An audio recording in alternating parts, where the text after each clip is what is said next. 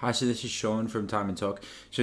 This video is going to be a little bit different to the videos that I normally make, and I wanted to branch out a little bit into videos that are a little bit different and on different subjects. And I thought I would make a series of videos about mental health and issues related to mental health, because it's something that I'm passionate about, and because the idea that Time and Talk, it was always about more than just watches.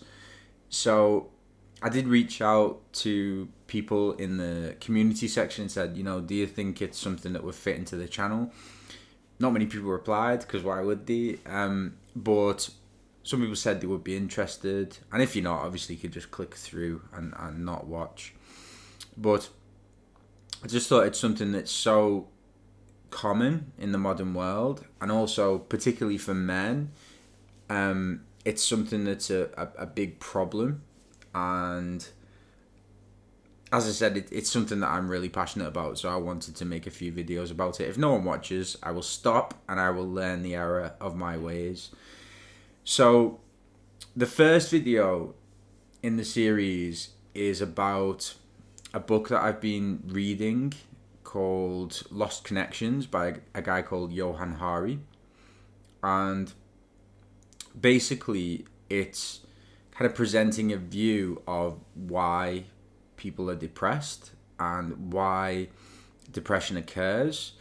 And this first video is going to be outlining the 9 causes he says cause depression. And those things are not biological, so one of them is, but it's not about your brain going wrong and that's why you're depressed. It's about other things. And I thought one thing that's interesting for me is to think, how do people manage their mental health problems if they do have them? What can we actually do that has a positive impact on those sorts of things? So hopefully these will be interesting.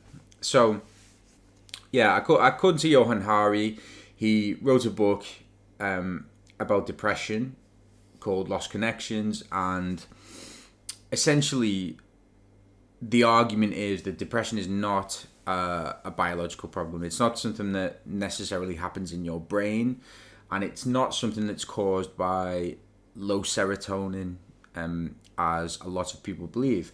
So serotonin is a neurotransmitter in your brain that a lot of us believe is the reason that people are depressed. So if you have low serotonin levels, you will be depressed. If you don't, you will not.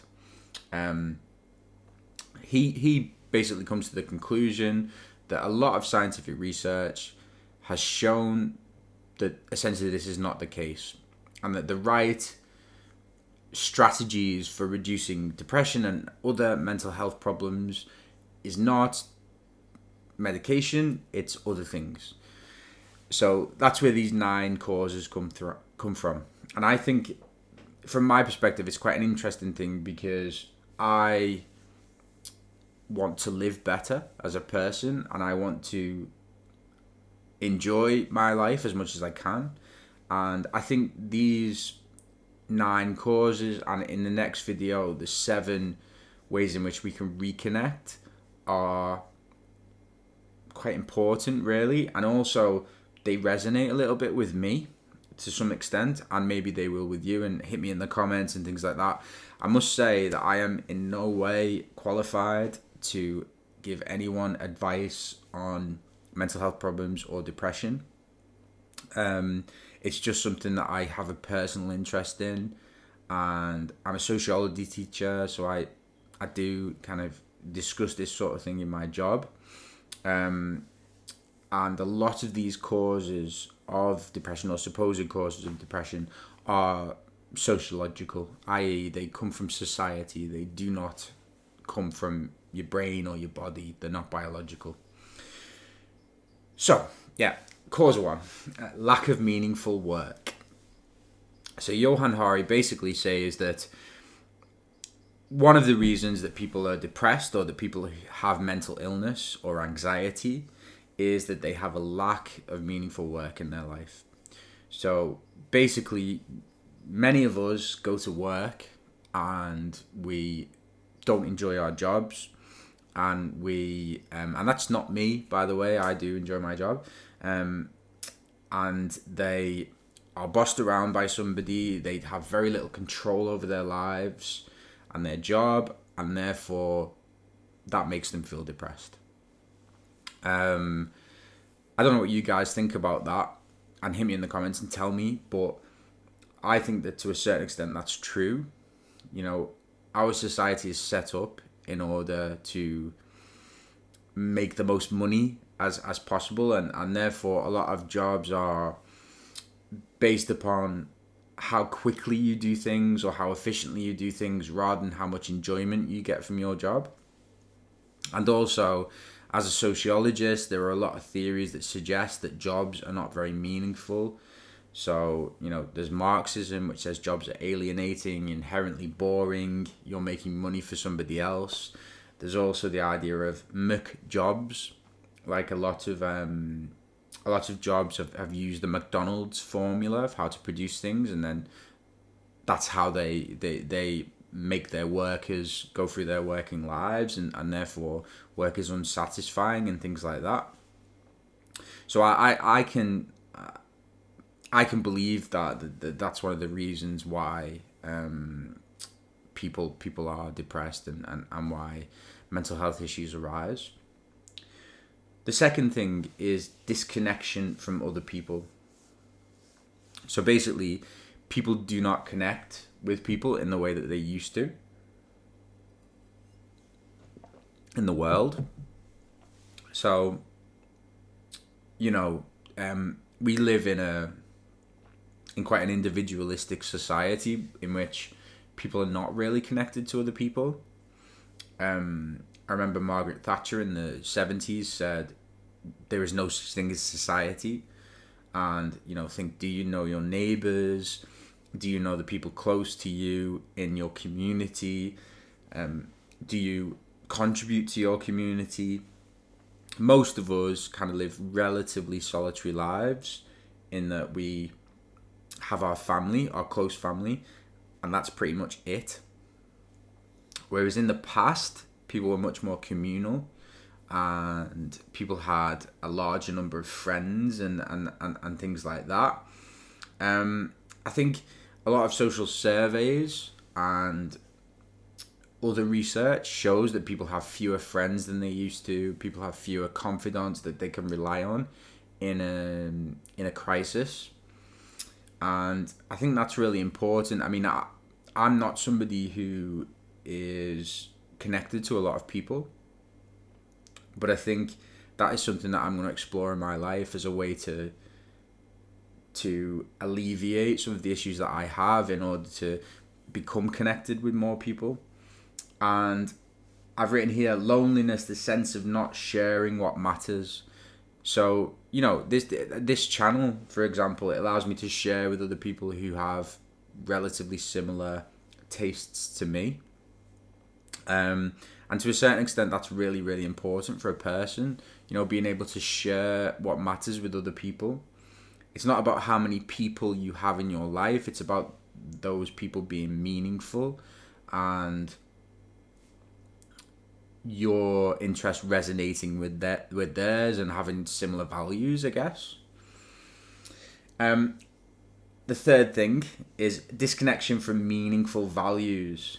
So he writes about people caring more about extrinsic rewards. So you may or may not know the difference, but extrinsic rewards are external rewards. So for example, if we go to work and we're going to work for money, the money is an extrinsic reward. If we enjoy the work as a process, then that's an intrinsic reward. A lot of our society is based upon extrinsic rewards. So, you know, we go to work for money, or we go to the gym to get buff so people will fancy us or whatever. And also, it's an interesting one, but in the same way that we eat junk food, we also have what's called junk values. So basically, that's materialistic values, and I do find it quite interesting that obviously I have a watch channel, and one would think that maybe that's a materialistic thing, and is that something that's leading to unhappiness?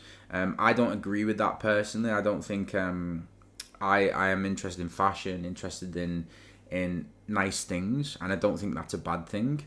But I do think it can go too far. You know, when you're just buying things for the sake of it, and when you're buying things so people will like you or will be impressed by you. And also, he talks about flow states. So the idea that, I'm not sure if you've ever heard of this, but flow states is the idea that when you're really, really interested in something, then you experience a flow state. So you lose track of time, or you get so engaged in the activity that you forget about everything else. And a lot of us probably don't experience that very much because we're always thinking about something else, or we're thinking about tomorrow or what's going to happen next. And that's really important. You know, what brings that flow state into your life, and how can you get more of that and bring more kind of mindfulness to what you do.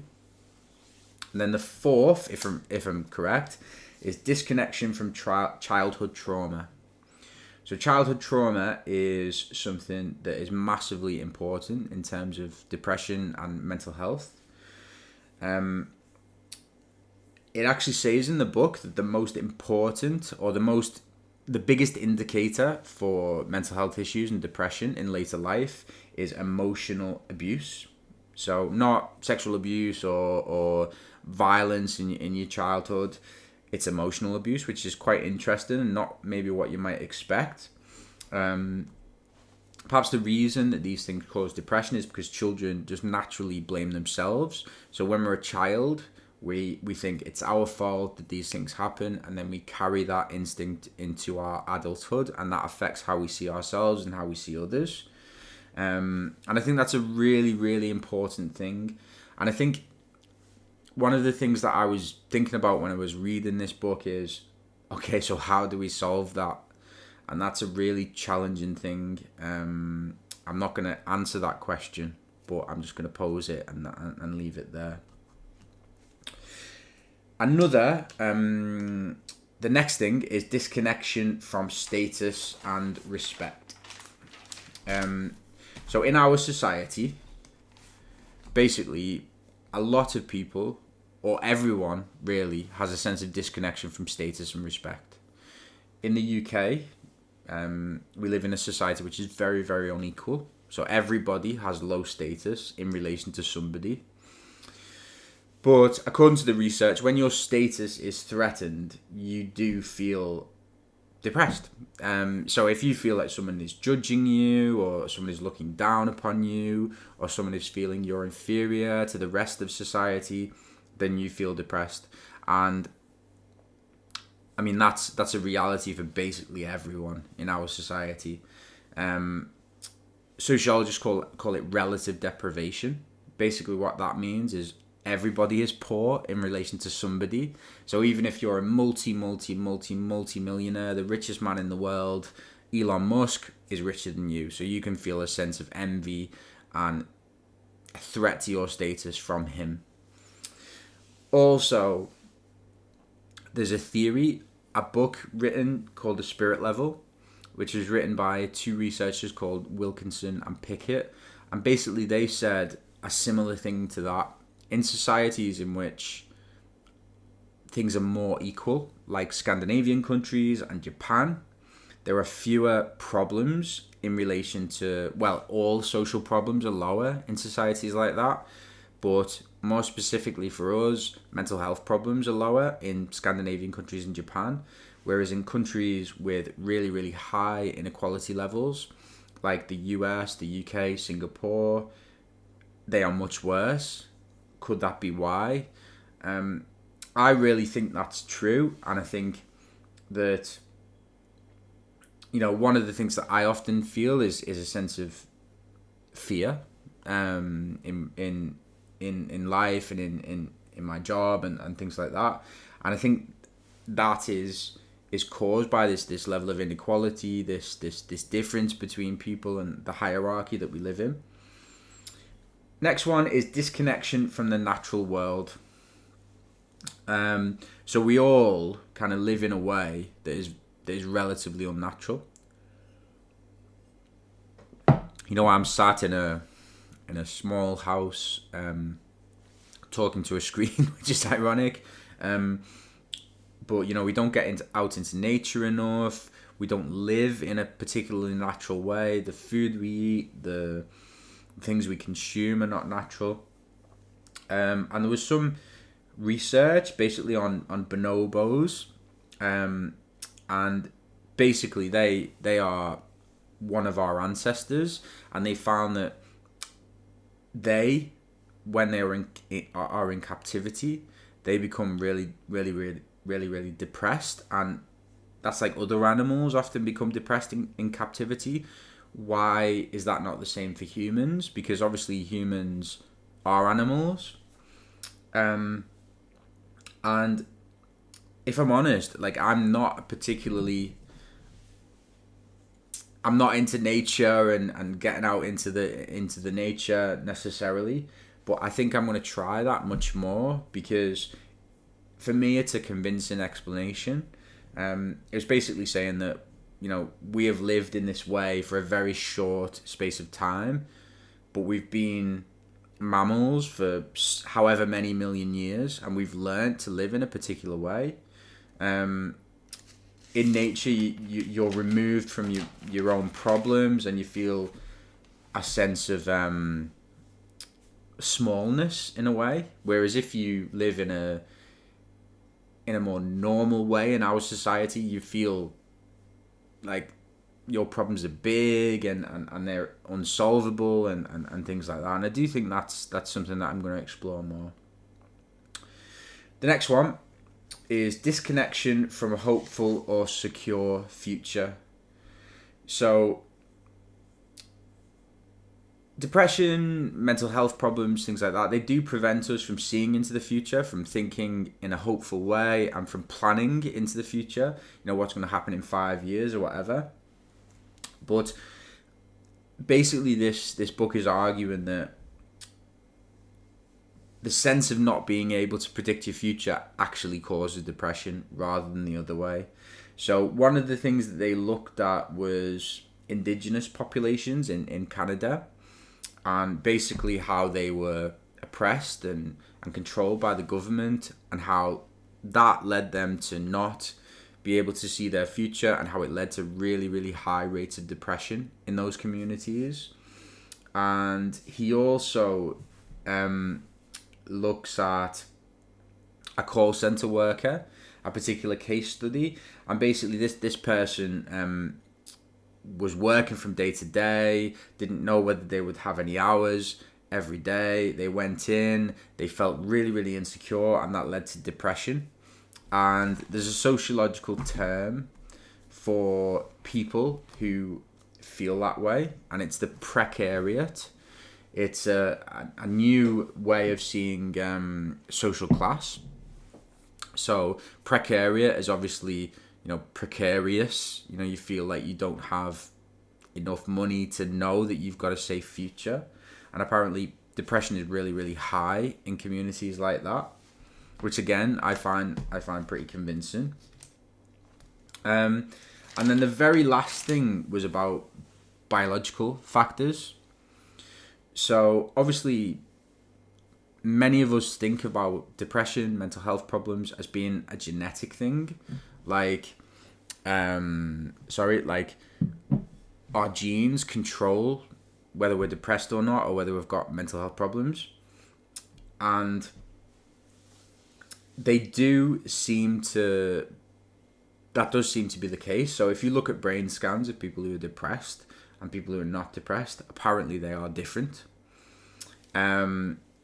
But basically the consensus in terms of the science seems to be outside circumstances are, if not important, the most important thing.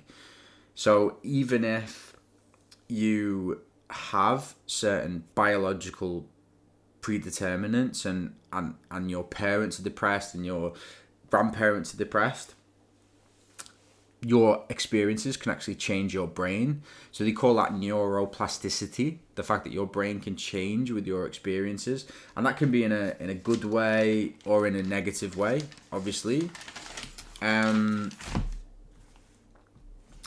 So scientists apparently, in relation to this, seem to think that there is a biological element to depression, but it is very small.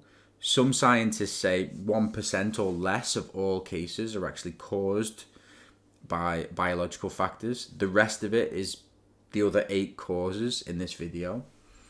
And apparently there is a gene that can lead to mental health problems. It's called the 5-HTT gene. But apparently even in this case, even with this isolated gene, it actually needs environmental factors to switch it on. And the example that he essentially gave was obesity. You know, people that are not, might be genetically predisposed to obesity, but they need to eat in order to be obese. So depression is largely a reaction to how we live. And basically, the argument in this book is that it's a kind of a good thing to see it in this way. It's a good thing to see mental health problems and depression as not being a biological thing, as being more of a social thing, a product of how you live your life.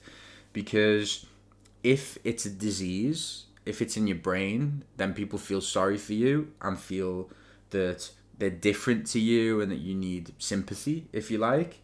But if it's about your social circumstances, then you actually need empathy, and they can give you empathy because everybody has been through these similar things. You know, in terms of meaningful work, apparently 87% of people dislike their job. So everybody knows that, and everybody can empathize with feeling a little bit depressed because you don't like your job. I'll end on a quote from an Indian philosopher called Murti. It is no measure of health to be well adjusted to a sick society. You know, perhaps we need to change things a little bit in the way that we live in order to be more healthy mentally. Perhaps it's not about medication or whatever else. So I know that video is a bit different to the videos that I normally make, but I wanted to make some videos that were a little bit different, and mental health is a passion of mine. So hope you enjoyed it. Thanks very much for watching. Bye bye.